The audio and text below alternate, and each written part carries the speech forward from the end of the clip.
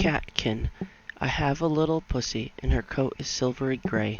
She lives in a great wide meadow, and she never runs away. She always is a pussy, she'll never be a cat, because she's a pussy willow. Now what do you think of that? Noah's Ark. My Noah's Ark is a pretty house, all painted red and blue, with many funny animals, just like those at the zoo. And when the doors open wide, I'll tell you what they do. The animals all get in line and march out 2 by 2. By Ella Given. The Little Kittens. 2 little kittens one stormy night began to quarrel and then to fight. One had a mouse, the other had none, and that was the way the quarrel begun. "I'll have that mouse," said the bigger cat. "You'll have that mouse, we'll see about that." "I will have the mouse," said the elder son. "You won't have that mouse," said the little one. I told you before 'twas a stormy night when these 2 little kittens began to fight.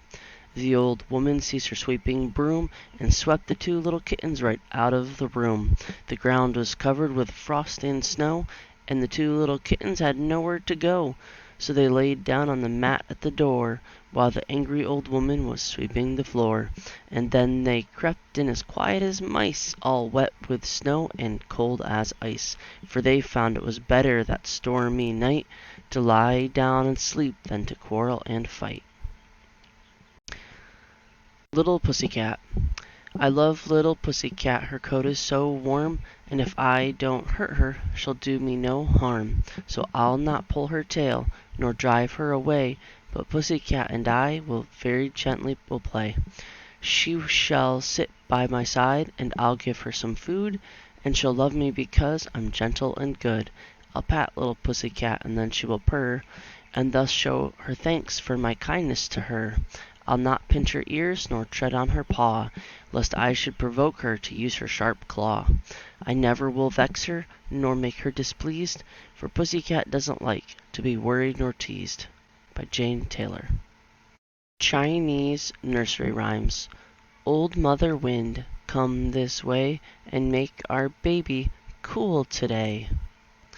There was an old woman, as I have heard tell. She went to sell pie, but her pie would not sell. She hurried back home, but her doorstep was high. She stumbled and fell, and a dog ate her pie. The mouse climbed up the candlestick to steal the tallow from the wick. When he got up, he couldn't get down. He called so loud, he waked the town. He called for the cat, but the cat wouldn't come, so he called for his mother to take him home. There was a little boy who climbed a pile of dirt and found a piece of money, and fell but wasn't hurt. He bought rice and salt, that would make you laugh, enough to last his mother a year and a half. A Japanese Lullaby. Sleep, my baby, where is Nursey gone? Away over the mountain tops Nursey has gone home, and from her little village what will Nursey bring?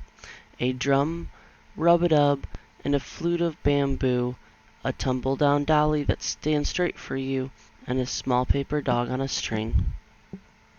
East Indian Rhymes. The Rajah went to Delhi. The road was laid with mats. The Rajah went with Delhi and brought back 7 cats. Through the jungle an old woman wandered. Her journey was crooked and far. So being afraid of all wild jungle folk, she rolled in her large earthen jar. Cried Geeter the jackal, "Where do you go?" Cried Lamri the fox, "Where from?" But all that bouncing jar would say was thummucka thumb.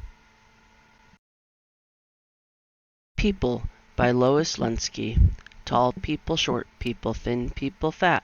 Lady so dainty, wearing a hat. Straight people, dumpy people, man dressed in brown.